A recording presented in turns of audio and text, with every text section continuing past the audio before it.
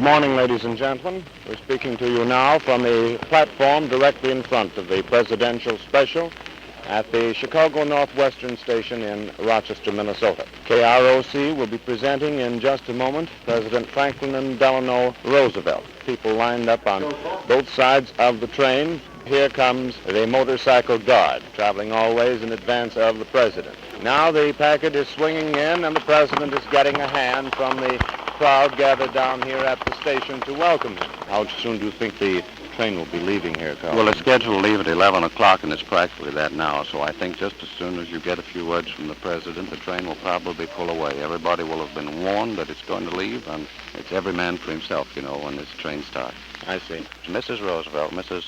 Franklin D., and Mrs. James both are going to remain in Rochester for some time. The newspaper men now grouped around Mrs. James Roosevelt, asking her, "How is Jimmy?" because that's the word that's on everybody's tongue at this time. Thank you, Carlton. Now the president is starting up the ramp, receiving again a big hand from the crowd. The newspaper men are gathered around, and here's an important statement. I'll go over there if you like, and when you're ready to introduce him, let me know. Thank you very much. Now the president is walking up to the microphones. The official announcer is greeting him. I'm trying to get a glimpse.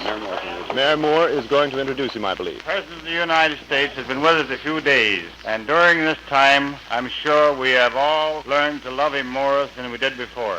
And I want to assure you, Mr. President, that we will try to take care of your family that's left here to relieve you of that burden so that you can go about your duties, and we'll try to help you all we possibly can. I want to wish you goodbye at this time. Thank you. Mr. Mayor, my friends of Rochester, I know that I can really call you friends for all that you've done in these past few days for my family and myself. Not only am I going away with a full realization of the splendid care that's been taken of my oldest boy, the very wonderful work that is being done for humanity as a whole in Rochester, but also I want to thank all of you for what I can best describe as an understanding heart on the part of the people of Rochester. You have understood that I have come here not as president, but as a father, and you've treated me accordingly.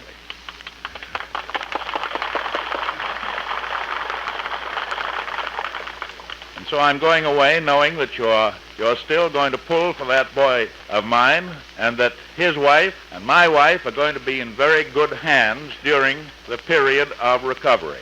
I'm going back now, not to my home on the Hudson River, but straight through to Washington, because as you know, having read the papers, that the condition of affairs in other parts of the world is extremely serious. And that's why I really have, as president, to go back to the national capital. And again, I want to thank you. I'm going away from here with a light heart and not only the most kindly feelings, but the most affectionate feelings for all of you good people in Rochester.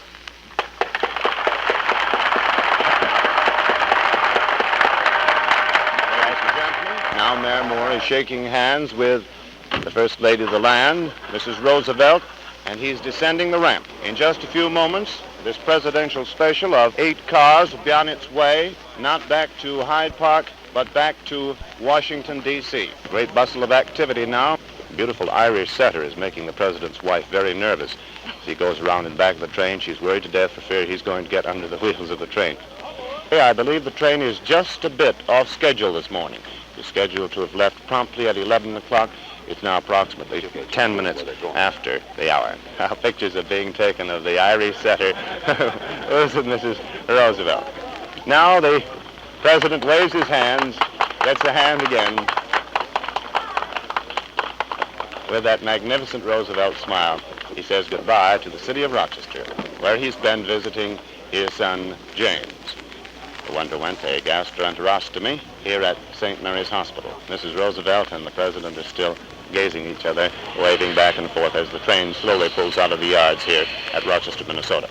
The important announcement made on this broadcast, which we would like to reiterate, in fact, this is the first official announcement of the president's plans. He's not going back to Hyde Park, New York, his home, but he's going directly to Washington, D.C., as he told you just a moment ago on the air.